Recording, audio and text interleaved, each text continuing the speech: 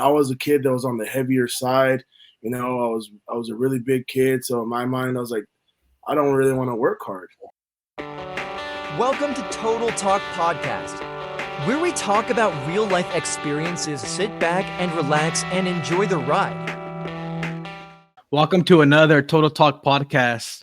On this podcast today, we have two veterans in the game of wrestling from Gilroy, California, now both coaches in Reno, Nevada.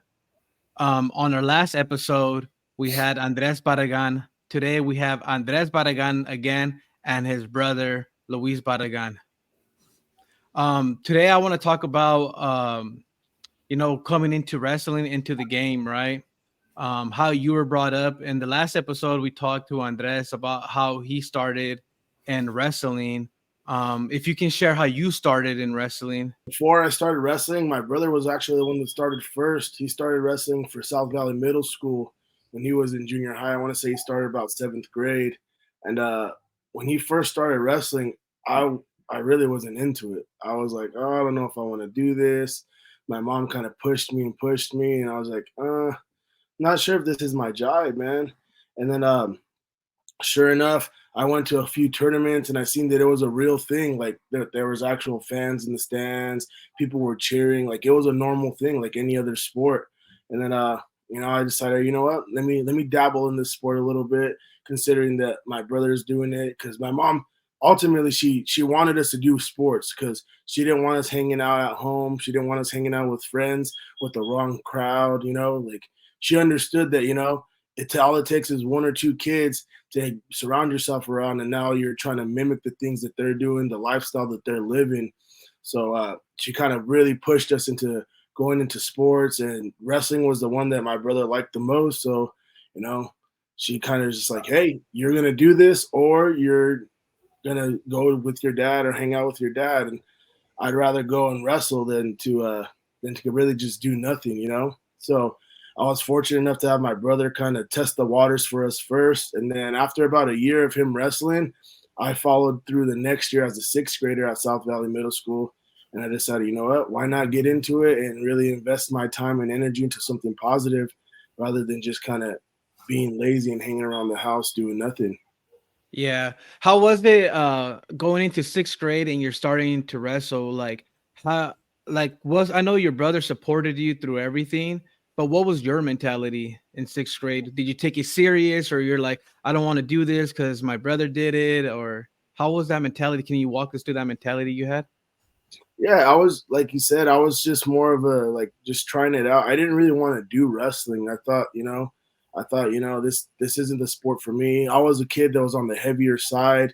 I was a really big kid. So in my mind, I was like, I don't really want to work hard. I don't want to. I seen how much they work, how hard they worked, how much they sweat. And that wasn't, to me, in my mind, that wasn't for me. I was more of a video game guy. Like I like to sit around the house, play my PlayStation and just watch videos and hang out, chips and stuff. And so in my mind, I wasn't really invested all that much until I started to collect a few wins here and there. Then I was like, okay, maybe this is something that I can really do and be successful at, especially because in California, it's not like Nevada. In California, as a 6th grader, you can wrestle and compete, right? It's not just practices. Here in Nevada, as a 6th grader, all you're allowed to do is just practice, But then as a 6th grader in California, like they threw you to the sharks, man. They let you go out there, they let you wrestle, they let you compete. And it wasn't like, oh, just because you were JV and not the varsity guy that you didn't get a chance to wrestle. They let everybody wrestle. They try to get everybody to love the sport of wrestling, and they really pushed them to go out there and to compete and to test the waters, Yeah, exactly. They keep score here, right? In Yeah, Nevada, exactly. so it makes it more competitive. Oh yeah, definitely. How was your first match? Do you remember your first match in 6th grade? My first match, yeah, I remember it was pretty cool. Like I didn't win my first match. I didn't win my first like 5 or 6 matches, to be honest with you. Because again, like I wasn't really invested in the sport. I would kind of like cut corners at practice. I wouldn't go as hard. My biggest thing was I was afraid to get tired. I was afraid to be over there and have my lungs burning and heavy breathing and stuff like that. So at practices, I would just kind of like always look for the easy way out. I would cut the corners wherever I could, right? Coaches weren't looking. I wouldn't do all 10 push-ups or whatever it may be.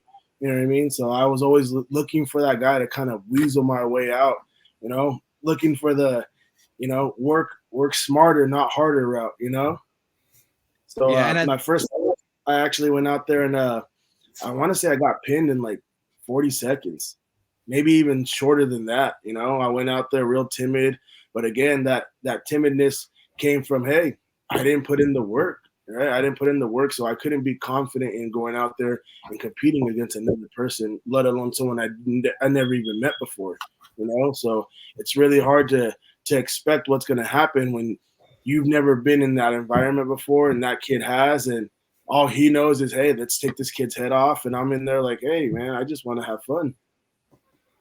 yeah, and I think you said something important. You said you went in there and you lost your first 6 matches, you said? Yeah, I was like 5 or 6 matches. And this is important to other kids, other wrestlers, because when you're at this age, a lot of kids get discouraged, right? They're like, "Oh man, I already lost 3. Maybe I'm not.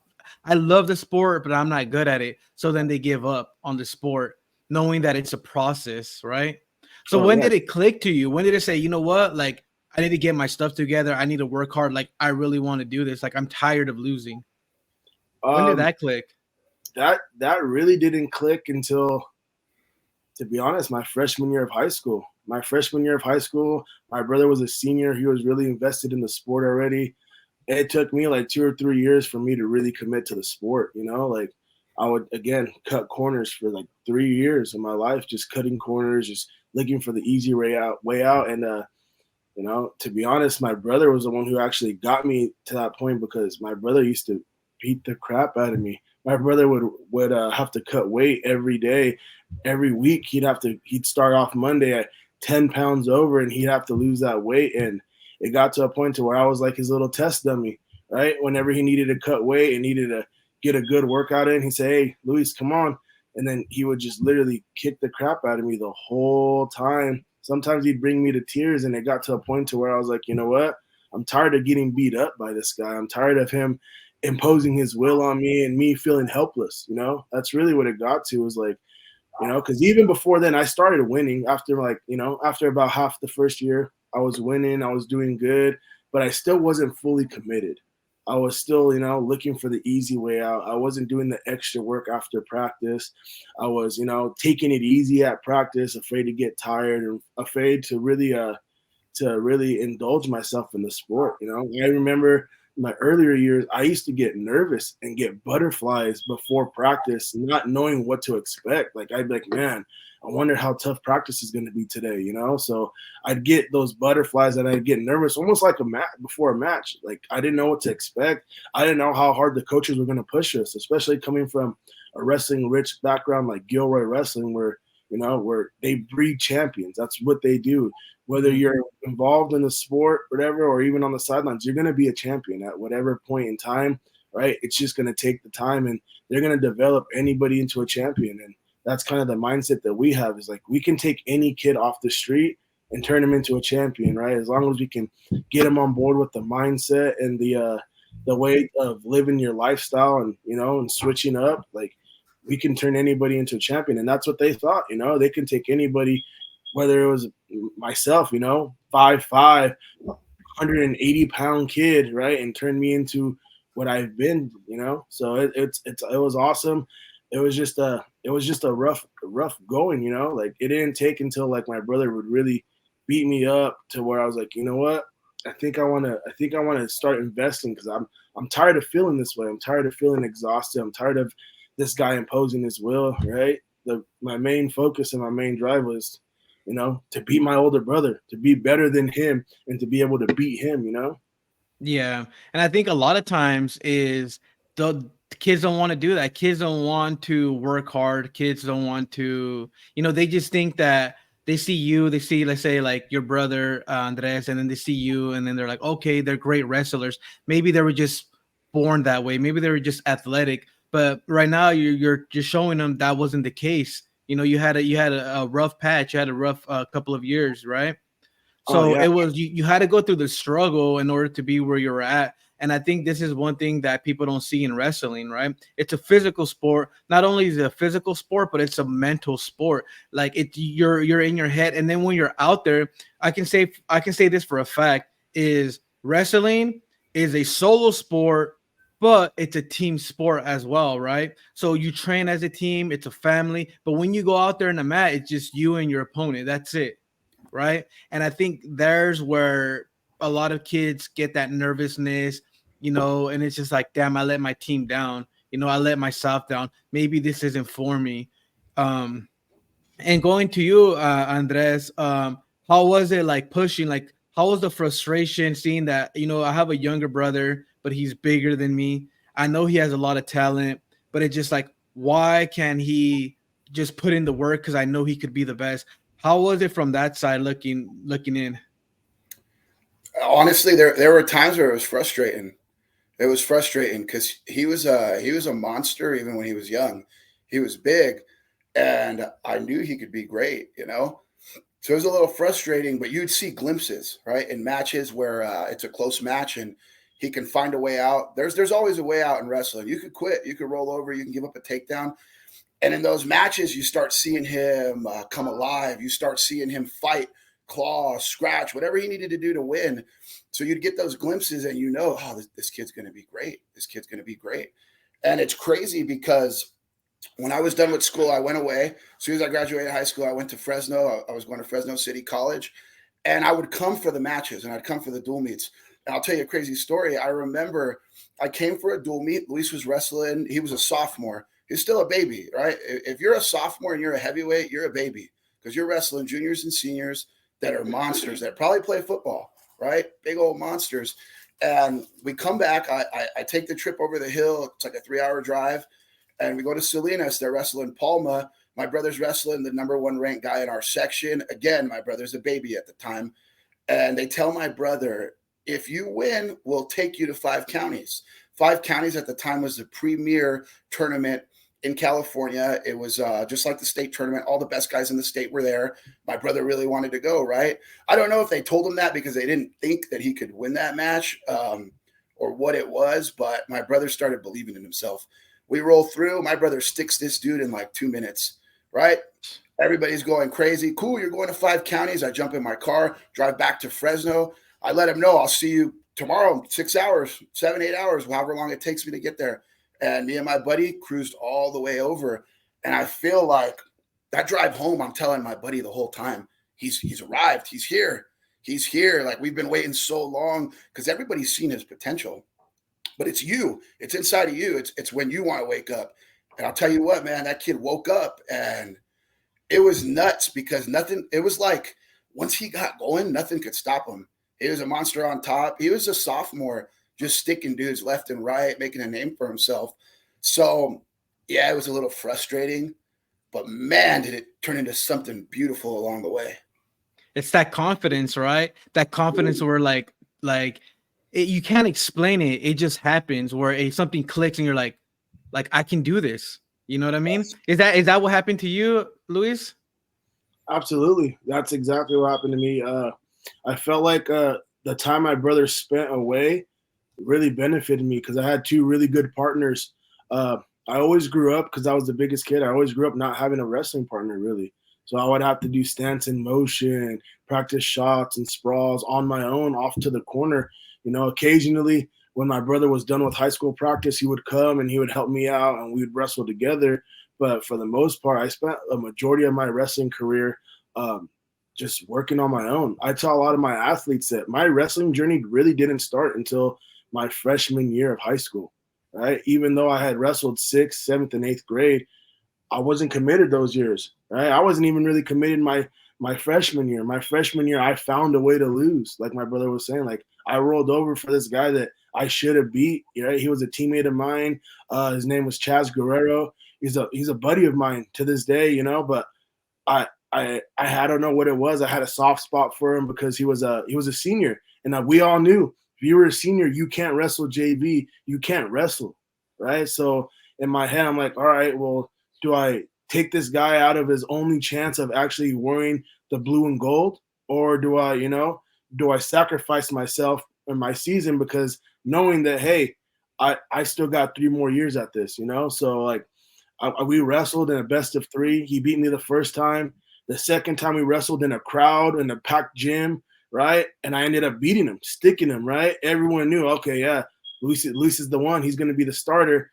Then we wrestled the third time in our wrestling room at a practice session, and I rolled over for him, right? I handed him the position, and it sucks. Like that's something that really ate at me growing up because it's like, I handed over a position, and that ultimately was another shot of me going, winning a section title, me going and qualifying for the state and helping my team out, right? Especially in the town of Gilroy where we're known for winning team titles, right?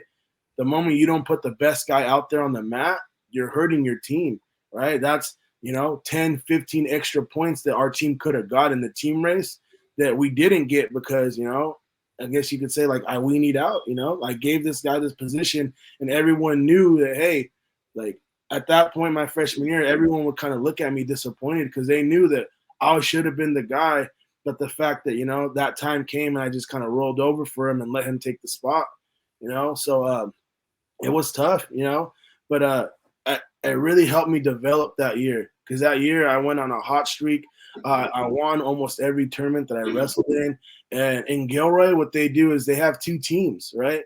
They have your varsity team and your JV team. The varsity team would always go to the Central Valley, Southern California. We're always going to the toughest tournaments in the state, whereas our JV team would go to the varsity tournaments in our local area, right? We were really tough to where we didn't compete locally. We had no business competing locally because we knew we were going to go out there and just beat everybody, So we literally went and chased the toughest competition in the state of California and let our JV guys wrestle the local varsity tournaments. And even then, like I was beating a lot of the guys from our section, right? People didn't know that we were a varsity team. And I was out there, winning tournaments as a freshman, right? Like my brother said, wrestling these grown men essentially, right? I was a baby. I'm wrestling guys with chest hair, right? That was the first time I ever wrestled somebody who had hair on their chest before, and I'm out there throwing down with them, putting them on their back. People are looking at me like, man, where's this guy coming from? Where's this guy been at? Not knowing that, I was built for that, coming out of Gilroy, California. That's what they build. Again, they build champions, even as young as, little guys, they're building champions. So that way, when we step foot in that Gilroy room, we're out there, we're primed, we're ready to go win a section title, we're ready to go win a state medal or a state title, So, it was great. Yeah. Man, that so after it clicked to you, after that motivation came, after the consistency came, you had a change of mentality. Then that's when everything started clicking. When everything started clicking, then what was that mentality going into that tournament and wrestling older people, especially, like you said, these guys with chest hairs? When you're on the mat, what'd you think? Like, what was the first thought you had when you were on that mat facing them? Why not me? I put in the work. I come from a championship background. Why not me? Why? My brother said it best to me. Like, I deserve to win. I put in the work. I get my butt kicked every day at practice. I push myself, right? And not until my sophomore year did I really start investing in myself. Like I would wake up and do the runs. I would stay after practice and do an extra drill session. I would do my high school practice and my club practice. Like I was looking for a way to be the best. I put in the time. So it really, I deserve to win. Why not me? Why am I allowing myself to take a backseat to all these guys who don't work as hard as me, who don't put in as much work as me, or don't even come from the same background as I do? Like I deserve to be the best after all the stuff that I put in, after all the struggles that I've went through. Like I deserve to be a winner. Like I always had that in the back of my head. Like I'm young. Maybe it's not my time. But after looking back at, my practice sessions, the way I competed, the way I trained each and every day, right? It started clicking for me like, hey, you know what? Why not me? And it helped me too, that the fact that like when my brother left, I had 2 really great partners in Jesse Rogers and Hunter Collins. Hunter Collins was a 2-time state finalist, a state champion, 4-time state medalist from Gilroy. And he really helped me start believing in myself, and then I had, the 6'5" giant Jesse Rogers, who was our 215 pounder, who really pushed me as well. Once my brother left, he became my best friend. We hung out day in, day out. Every day after practice, we were driving to Coach Mondo's house, getting a lift in, working out, running together. He really became my best friend, and he was 2 years older than me. I was a sophomore, and he was a senior. And we really clicked. We really invested in each other. We pushed ourselves. He held me accountable. He didn't like big brother me like my brother would. He wasn't beating me up. He was putting me in tough positions, but he was also helping me learn to grow in those positions and explaining to me, hey, this is what you should be doing. This is what you should be thinking in these positions. So both those guys really helped me excel my sophomore year, especially the summer of my sophomore year, the summer going into my sophomore year. They really helped me change the mentality of the fact that, hey, I deserve to be here. I deserve to be on the top of the podium, and especially being surrounded by two great partners like those guys. They really pushed me and they held me accountable, right? They knew when I was slacking and say, hey, pick it up, right? Not like my older brother who, I would slack and he would just turn it up even more. These guys would really build me up and say, hey, I know you're dying. I know you're struggling, but hey, we got this, right? We're in this together, right? And that's really why wrestling breeds that team atmosphere. Even though you're out there by yourself, you can't tag anybody in, right? It's the camaraderie you build in the trenches, suffering in that wrestling room, 100 degrees, right? 105 degrees, 90 degrees, whatever it may be, right? Mats soaking wet from sweat, like it's building that camaraderie in the trenches and building each other up, That's why in our program, we really embrace the kids. Hey, cheer on your teammate, because you never know when that kid's going to start, when it's all going to start clicking for that kid. As much as we're torn down in practice by the coaching and by the physicalness and the intensity in the room, right? It's your teammate who's got to build you up, because they're in the same battlefield as you are, right? They're struggling just as bad as you are, right? And it means a lot to see someone struggling just as much as you are, to take the time to say, hey man, we got this, If I can survive, you can survive too. And that's really what really helped me out in that process, is just hearing those words and having them build me up, even when I was in the midst of a battle, when I was ready to break, we live by a quote in Gilroy High where you go until failure, you go until you collapse, until you fail.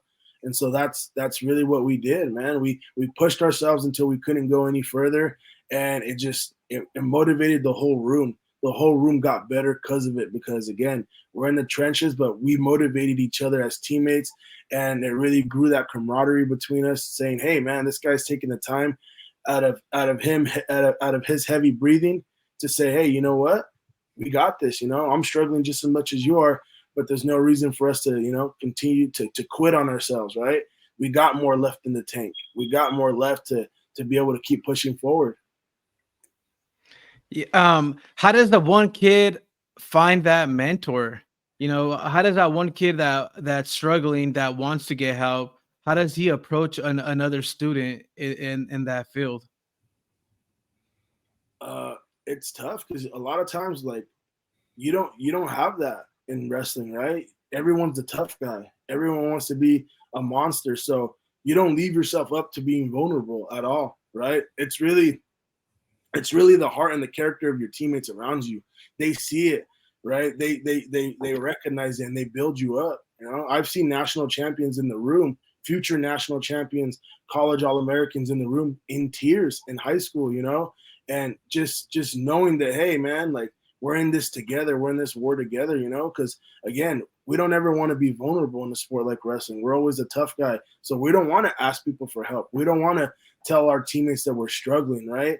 It's just the character in our teammates and the character that the coaches built in us to lift each other up in the process. Like it's like an unspoken rule almost, like you see your buddy, you see your friend struggling, you go and you help them up, you lift them up, because no one's going to ask for help. No one's going to tell you they're struggling. No one's going to tell you, hey man, like, I'm not feeling it today. Everyone's a top dog, especially in the room of Gilroy High School. Everyone's a top dog, right? And you want to be the best in the room. There's kids in there that we compete with each other. We're competing with the other kids in the wrestling room to see who's the hardest worker, right? And that's what it is. It's a competition. We breed competition in the practice room. We want to be the hardest worker. We want to be recognized by our coaching staff as, man, that guy's a dog. He's a worker. He's a goer.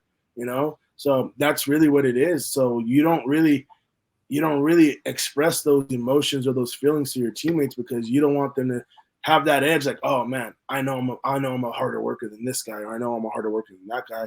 We're really embracing that competitive atmosphere. Like, hey, I want to be the hardest worker in the room today.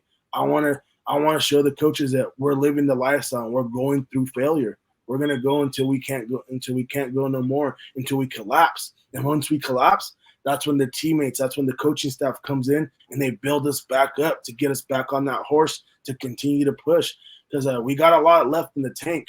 We were always told that your mind will give up before your body every single time.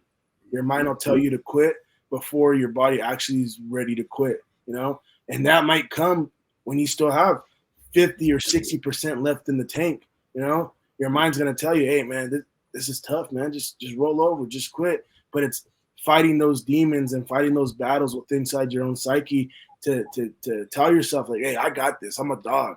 It doesn't matter how hard it is. You can throw the whole kitchen sink at me and I'm going to fight through it. I'm going to claw, scratch, and get my way through this, We're all struggling together, but, I look over and I see, eventual two-time national champ Jesse Delgado scrapping it and going as hard as he can and pushing himself. Hey, I'm going to do the same thing.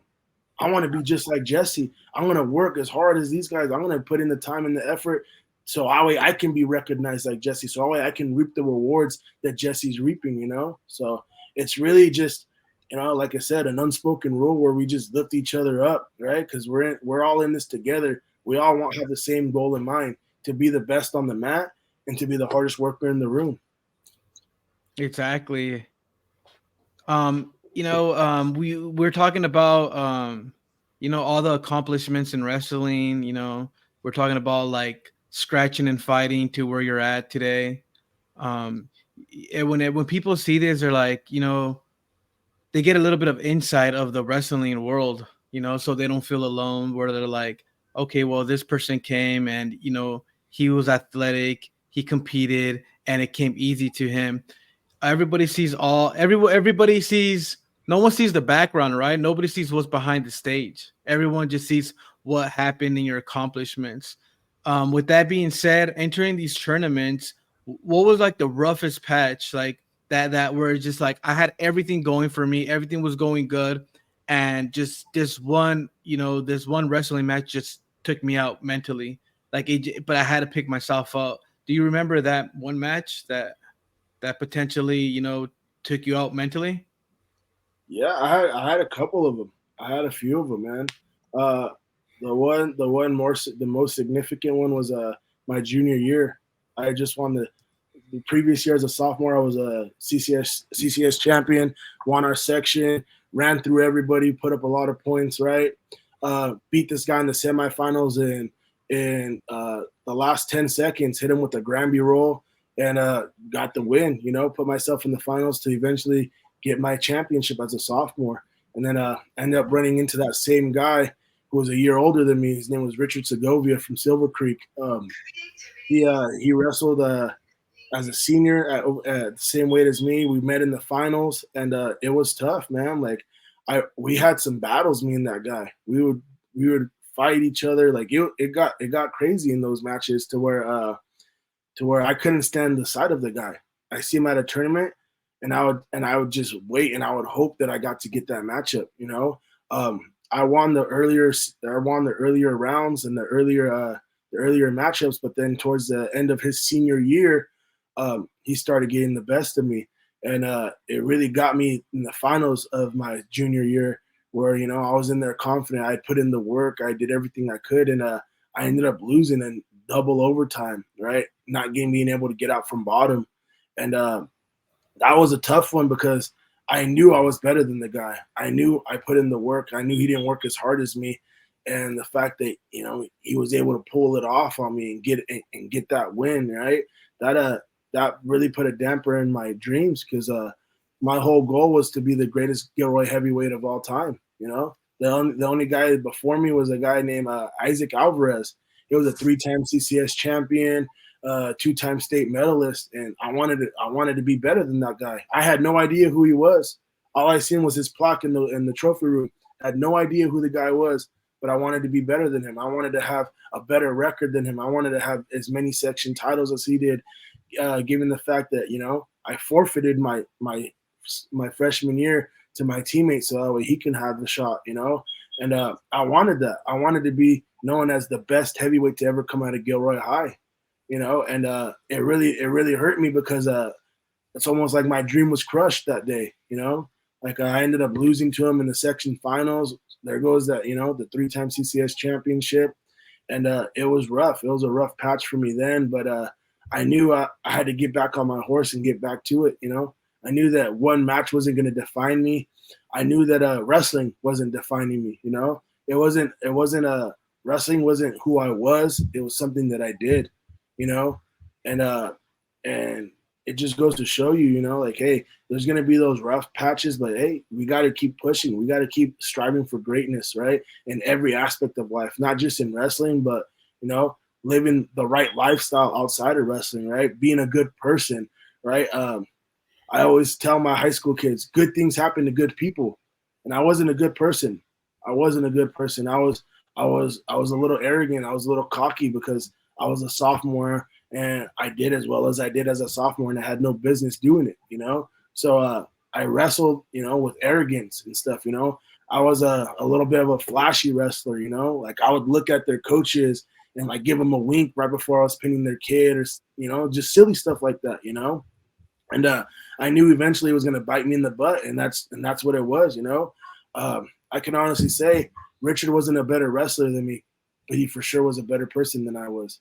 And that's what ended up getting him that win, him being a better person than I was, me not living the right lifestyle, not being a good teammate, not being a good friend, me just kind of being selfish and stuff, I knew that's what was going to bite me in the butt. And eventually it sure did, it bit me in the butt my junior year. Didn't end up winning that match, but it was all right because I came back the next year, changing my lifestyle, changing the way I live, changing my ego, putting my ego and my pride aside because, there's a book out there that says ego is the enemy. And it's true, like the only person that can beat you is you. And I was beating myself every single day, right, with my pride and my ego, thinking that I was hot stuff when I wasn't, when I knew there was plenty of more work to get done, that I had a lot of areas that I needed to grow in. And that's the thing with wrestling. The thing with wrestling isn't just about skills. It's more than skills, right?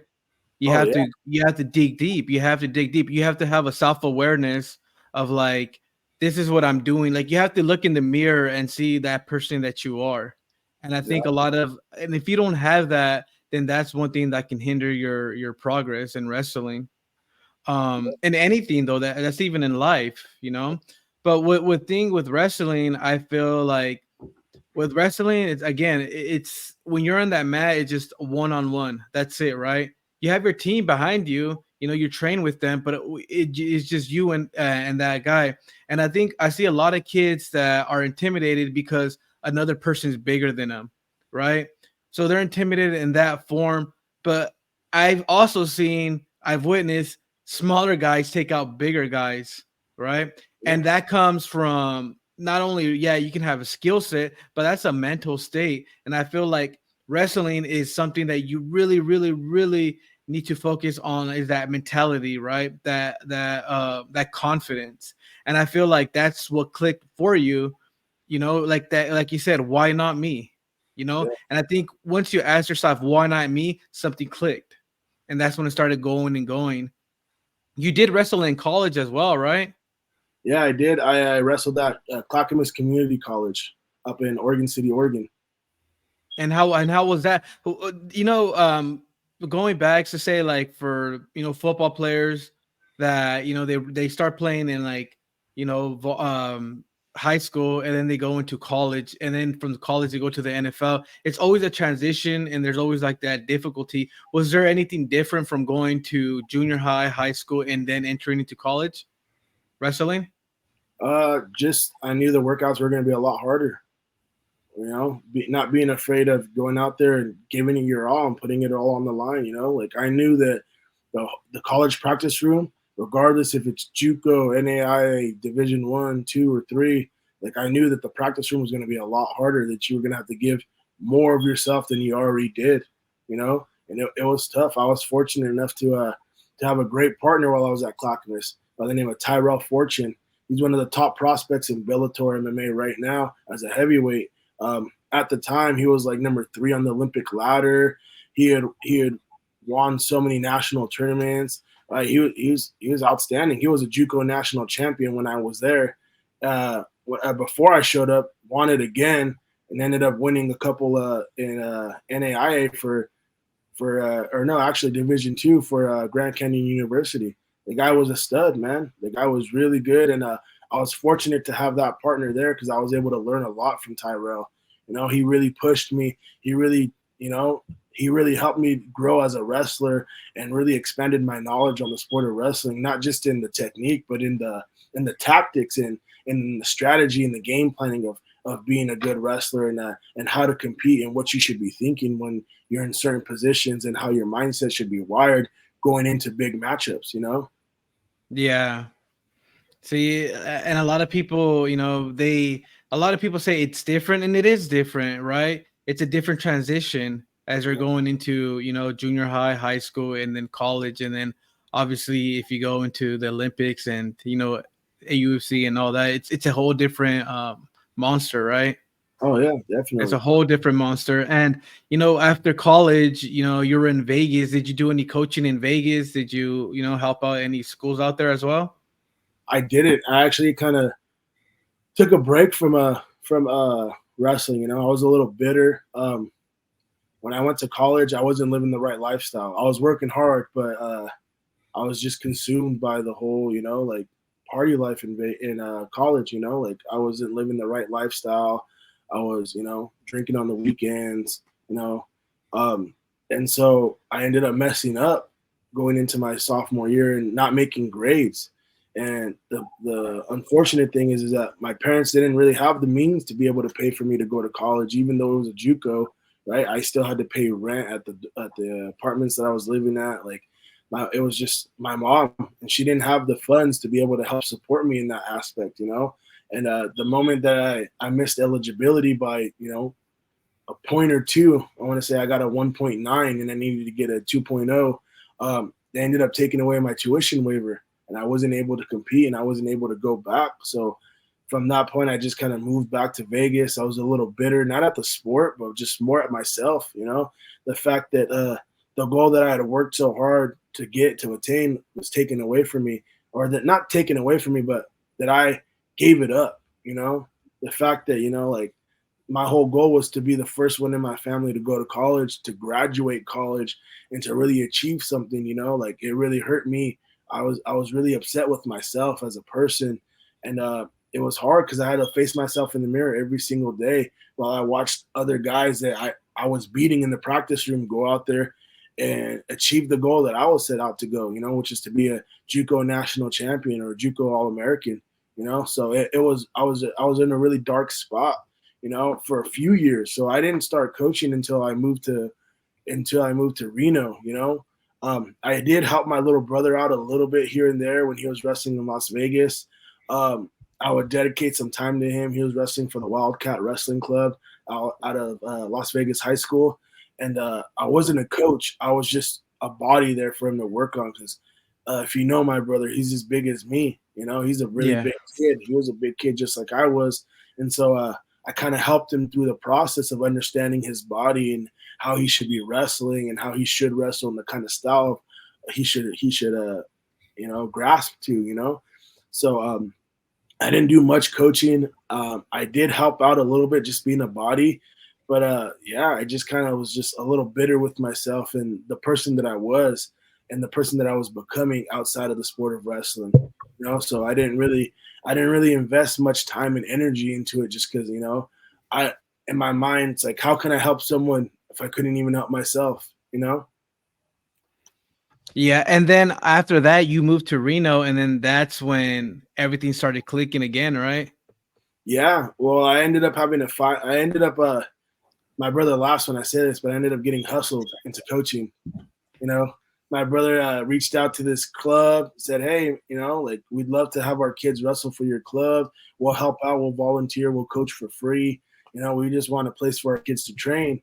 And they were like, "Yeah, heck yeah!" They ended up bringing us in. My first day, we were both there. Second day, my brother didn't show up. And he didn't show up after that, and after that, and after that. And so, me wanting to change the person that I was, the first thing started with being a man of my word. So I stayed. I stuck around. I helped my daughter. I helped out this program. I ended up being the middle school coach of that program, and then eventually the high school coach of that program before they ended up closing their doors. And it was great. It was what I needed, because I was in a dark spot. I was really depressed with how my college career ended, how my wrestling career ended, and so I left a really sour taste in my mouth. And so going back and helping these kids, I found that fulfillment of being able to help someone attain their goals and to eventually avoid the same struggles and obstacles that I was faced with. I was able to let them learn from my mistakes, let them learn from the things that I did wrong and the lifestyle that I lived to really help them to achieve their goals and to attain their goals and stuff, So I fell in love with coaching just because, the fact of, just serving, being able to serve, being able to serve another person to help them and, getting away from the selfishness, because wrestling's a really selfish sport. It really is. You're focused on you. You're dialed in on you. You're trying to be the best that you can be. But the moment that you can step away from that selfishness, it's almost even more fulfilling to really help someone else out to achieve their goals, especially because you really have no control as to what they're doing on the outside, what they're doing outside of wrestling, what they're doing in their free time, who they're hanging out with, or even what they're doing on the mat. You have no control as to what their thought process is. It's almost like like you're playing a video game, but your controller's not working. You can't control what's going on. You just got to kind of hope that what you've instilled in them, that it just it resonates in them and that they're able to push through and to think back on those conversations that they have, trying to figure out what kind of person they want to be. And so I really fell in love with that. Just helping somebody who wanted to attain something in that, and really help them achieve their goals. Yeah. And Andres, coming from Gilroy too, you guys both lived in Las Vegas, now reside in Reno, Nevada. Now you guys are back in the coaching game. How does it feel coaching with Luis, Andres? Oh man, it's amazing. I love it. Me and Luis have always been close. We shared a bed for 17 years. He's always been my best friend. We're the closest we've ever been. We get to spend time together. We coach the high school together. Luis is the head coach at Hug High. I'm his assistant. We got a couple more assistants. Then we get to coach our youth team together.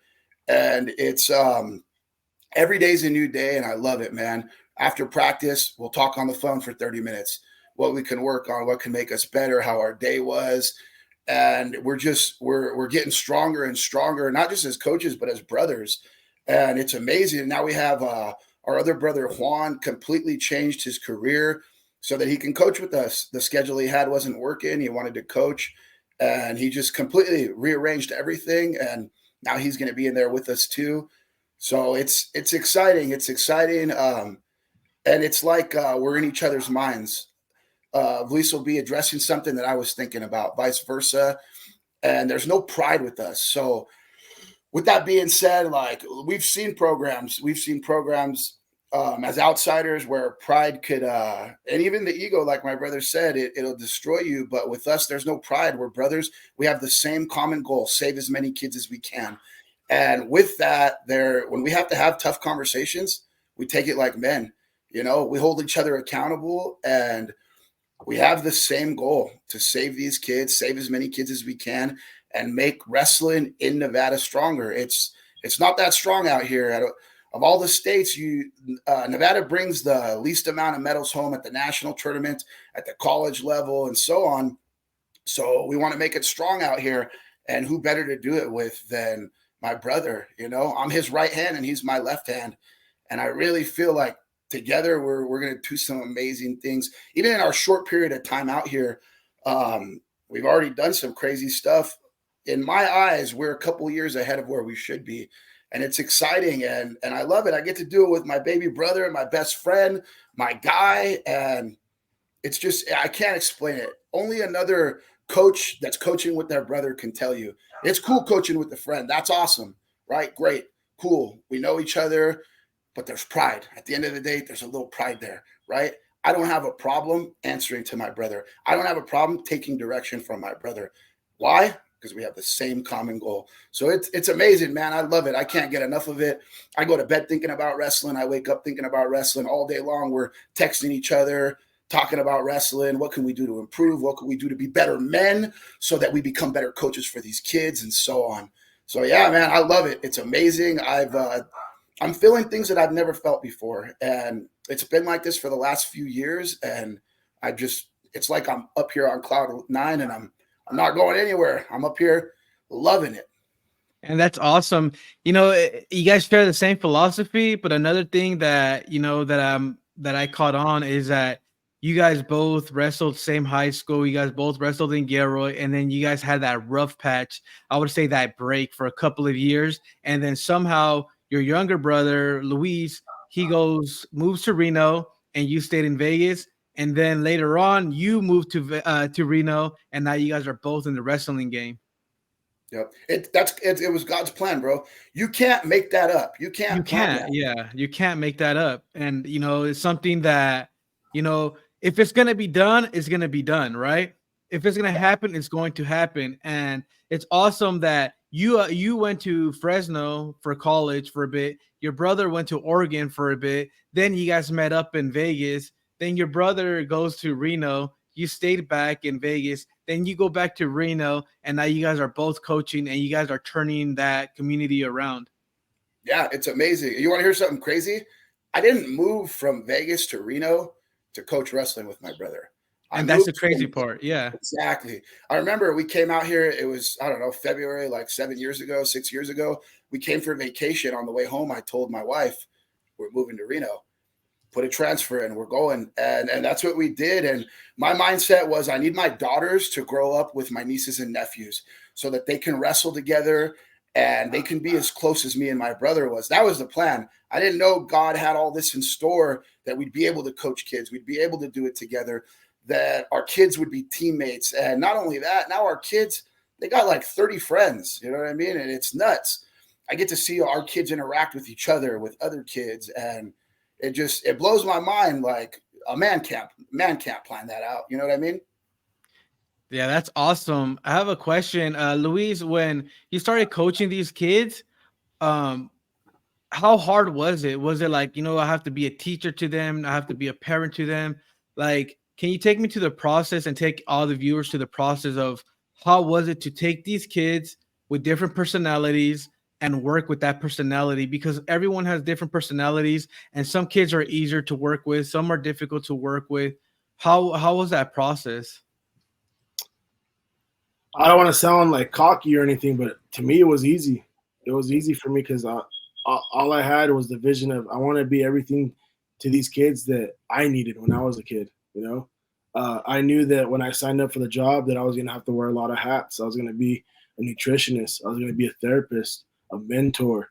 You know, I was going to be a wrestling coach, a role model, a leader, somebody that these kids could look up to. So I already knew what the job entailed. You know, I already knew what kind of person I wanted to be and what kind of coach I wanted to be. You know, I wanted to be everything that I needed when I was a kid. You know, my big philosophy is, you know, building these kids up, you know, because especially in the sport of wrestling that's so tough and grueling, it's hard for a kid to stay down and just continue to keep getting stuff stacked on their plate. The pressure, it's tough with the pressure, you know.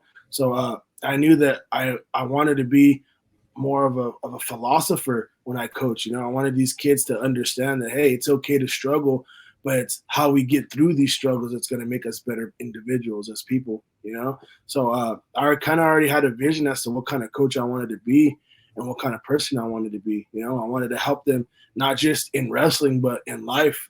My high school kids know that if something happens or if something's going on or they get put in a sticky situation, they can reach out to me. You know, I'm not here to judge any one person or to look down upon people. You know, I'm here to help each and every individual as best as I can, so that way they can avoid the mistakes that I made growing up. You know, I knew what kind of athlete I was outside of the wrestling room. You know, and I didn't want my kids to go down that road. I wanted them to avoid as many obstacles as possible. You know, and I knew that it started with being a mentor and being, you know, a life coach. I joke around with my brother all the time about it, saying, "Hey, we're life coaches. We're not wrestling coaches. We coach life into these kids. We're just fortunate enough to use wrestling as a platform to help us with that, you know, to be able to impact these kids and to be able to help them, you know." So I know every kid's different. Every kid comes from a different walk of life, you know. It's just a matter of me, you know, being able to be like a chameleon and kind of, you know, adjusting to that kid and tailoring to that kid's needs, you know. So I have a really open point of view and open perspective as to what a kid might be dealing with and what's going on. You know, there's times where you know, we play a really good bad cop good cop role with me and my brother.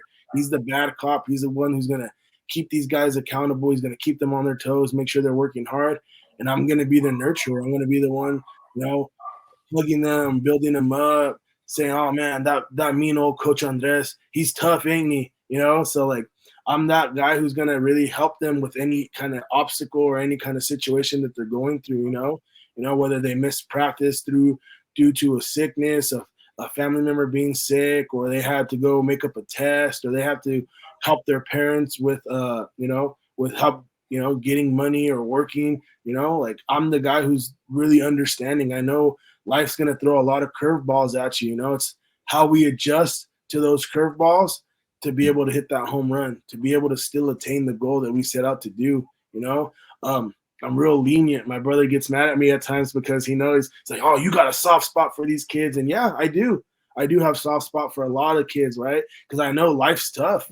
It's not just wrestling that we got to deal with, right? We're fortunate enough to have a loving mom that, you know, all we had to worry about was getting good grades in wrestling, right?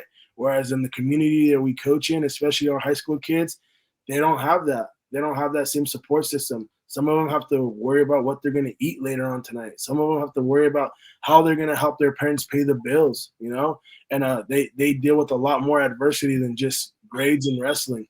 And I understand that, and I really try to help them get through that, really, to be able to get over those humps and those obstacles while still being able to attain the same goal, you know, which is, you know, getting them to the next level, helping them change their lives so that way they can change their family lives, you know, helping them go to college. You know, I've got a kid that I hold really near and dear to my heart that I know the life struggles that he goes through each and every day. And, you know, we're on the same page. You know, the goal is to get you to college to be able to attain a high school or not a high school diploma, but a college degree. So that way he can come back and help his family out. That way his parents and him don't have to be workers. They could be managers. They could be leaders. They could be CEOs, you know? So that's the goal, is to help these kids to achieve something bigger than wrestling. Because at the end of the day, athletics is over. There comes a time and day that your athletics is over, and you know, the only one who's undefeated is Father Time. You know, there's going to be a time and place where you're going to get injured, you're going to get hurt, whether you're a football player, baseball player, a wrestler. You're going to get those injuries, and the only thing that can save you is that college degree. The only thing that's going to save you is changing your lifestyle and changing those around you and helping bring everybody up in the process, you know? Yeah, definitely. You know, coaching is more, you know, people when you see coaches in different sports, you see, you know what, I'm just here so I can cash a check, you know. But for you guys, it's different. For you, it's like I'm trying to raise men and women. You know, you guys come from different environments, you know, and you guys are coaching in a different environments, and there's different households, and your guys' job is not only coaching, but just to create better women and better men, you know, raise them disciplined and show, you know, respect. And I do see the works that you guys put in you guys take these kids and you guys travel with them. You guys go from Nevada to Utah to California. So you guys do a lot with these kids. And can you share a little bit of your wrestling team of like the ages, what schools, and how these kids can come and join the Predators wrestling? Yeah, of course, man. So our goal is to impact as many kids as possible, regardless of what elementary school, junior high, or even high school you go to. Like we're not tailored to just one high school. We want to impact as many kids as possible and help share our philosophy and our point of views with those kids, so that way they can better equip themselves to go on to the next level and to succeed at the next level. Like a lot of people here, they're really egotistical, whereas if you're not going to their high school, they don't want nothing to do with you, which, to me, that's wrong. Like, are you really a coach, or are you really in it for your own self-gratitude? And so my whole thing is to help strengthen the state of Nevada, help every kid achieve any goals that they have set in mind. And I want to be used as a resource. I want to be able to help everybody, whether they suit up in that hug singlet for me or not. Like my goal is to help those kids to attain whatever goals that they have set for themselves.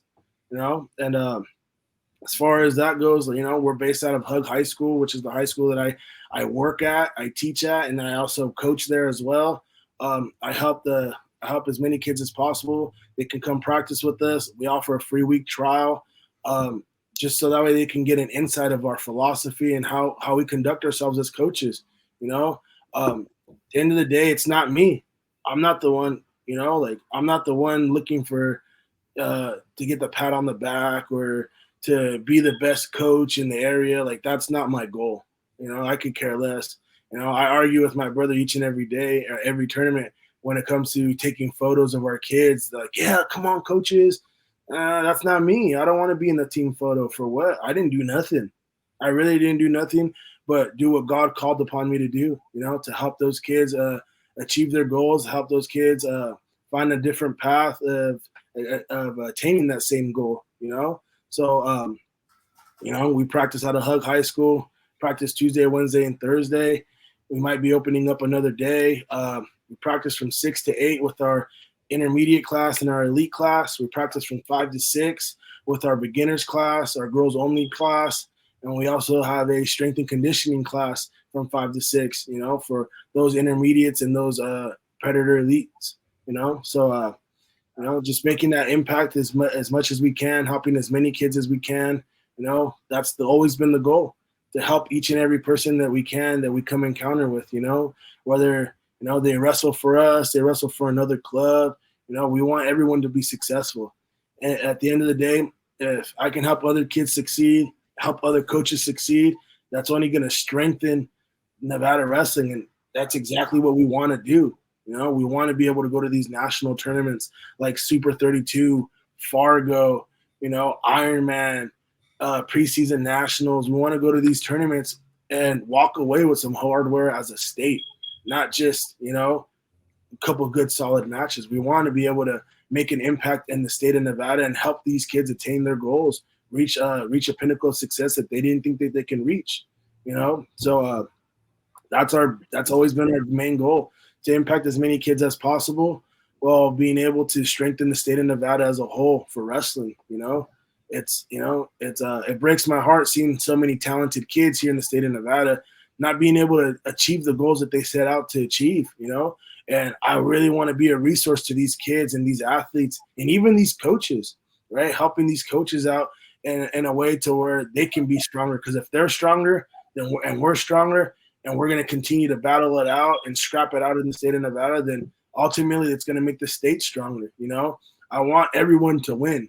At the end of the day, I'm not on the mat. I'm not doing anything but just making an impact. And that's all I want to do, is be able to make an impact on this community, on this state, to be able to have these kids all win. I want everyone to be successful, Exactly. That's awesome. If you had to give some advice to one kid, what advice would you give to them right now? Be open-minded. Be open-minded. Find a situation that best suits you. Don't be afraid to go find that program that's going to benefit you to the best of your ability. I tell a lot of kids, even on my own program, if you want to go check out another club, by all means. I'm not here to tie you guys down. If you guys want to go check out another program or see how they're doing things over there, go ahead. I want what's going to be best for you as an individual. If you feel like you're not getting something from my program, that's okay. I'm not going to have any hard feelings. I want you to find what's going to be best for you. If I can play a small role in a kid's journey, great. That's all I need. I don't need no self-gratification, none of that stuff. I just want to be able to know that, hey, I helped this kid attain a goal, whether it was just me talking to him, whether it's them working out with us, whether it's me kind of, showing them some new technique, whatever it may be, helping them fight in a position that they're struggling in. Right? I just want everyone to be successful. I want everyone to succeed. And if I can just play a small role, I did my part, Exactly. Andres, what would be one advice you would give to these young wrestlers listening right now? Get out there and wrestle. Just get out there and wrestle. Find a club that works for you. Like my brother was saying, you want to find a club fitting to you. Right? Our club might not be fitting to you, but that club might be. And that club might not be fitting to you, but ours might be. Go to a few clubs. Try them out. We offer a free week trial. I'm not sure how the other clubs out here get down, but I'm sure they'd offer you something. I'm sure if you ask them, they'd give you a free week to try it out. Get in there. Build relationships with the coaches. Build relationships with the wrestlers. At the end of the day, a kid has to be comfortable. If they're in a wrestling room and they're practicing with other kids that they're not really comfortable around, or they don't get along, or whatever it may be, even parents too. If you're in a room and you're a parent and you're not comfortable, it's going to affect your kid on the car ride home. It's going to affect your kids wrestling and so on. So go out there and find the club that's for you. Try out a couple clubs, talk to people, see what people have to say about these clubs, and then get in there yourself and try to build that relationship with whatever coach it may be and see if it works for you. Because ultimately, we just want everyone to wrestle, whether it's here, whether it's there, whether it's over there. Just get out there and wrestle, because it's going to help change a kid's life. There you go. So you can find Predators Wrestling at predatorswrestling.com. That's predatorswrestling.com out of Nevada. Hug high. You can also find their Facebook and Instagram at Predators Wrestling as well. It was awesome sharing these experiences with the audience. You guys taking your time to come out here, answering questions. Not only that, but sharing your life experiences, how it is to be a wrestler. Not only that, but the mentality, vulnerable situations that you guys were put in, right? The grind, and to come out here and share this with the kids. This will be on video, so all the kids can watch it. They can always come back and watch this video. It was an honor having you guys on here. Definitely. Hey, can I give a quick shout out real quick? Yeah, go ahead, guys. Shout out to all our kids, all the Predators, everybody in our club. Thank you guys. You guys are amazing. You guys are the future. Real quick, I might as well cut a little promo. Our club's only been around 3 years. Coach Luis took it over 3 years ago. In that short period of time, we've already produced 7 All-Americans. A few weekends ago, we went to a national tournament, the biggest preseason tournament, one of the biggest preseason tournaments in America, and we walked away with a champion, a third, and ultimately, I think we walked away with 4 All-Americans. So we're working, guys. We're working. Come check us out. Come be a part of that. We got a whole bunch of dogs in our room that get after it every day. They want to take each other's heads off every day. And every day after practice, they end with a hug, a handshake. They're truly becoming a family. So come join the family, baby. We're ready for you guys. Anything else you want to share, Luis? Any promotions, last words? Conditioning.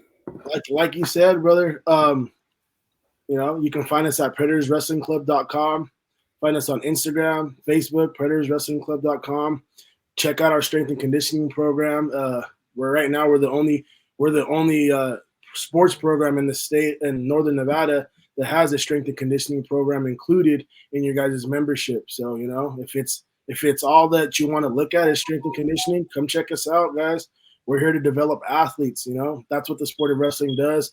It doesn't just develop wrestlers. We develop better athletes overall, whether you're a football player, basketball player, soccer player, baseball player. Come check us out and let us help you guys achieve your goals, whatever it may be. And there you have it, guys. That's predatorswrestling.com. You can find them on Instagram and Facebook. And, this is a place where you can come and they're open-handed, right? They'll welcome you with open arms. It's a family. Once you walk in there, it's a family. So any of you guys who are in Nevada right now, I advise you guys, if you guys are looking for a wrestling home, give Predators Wrestling a chance.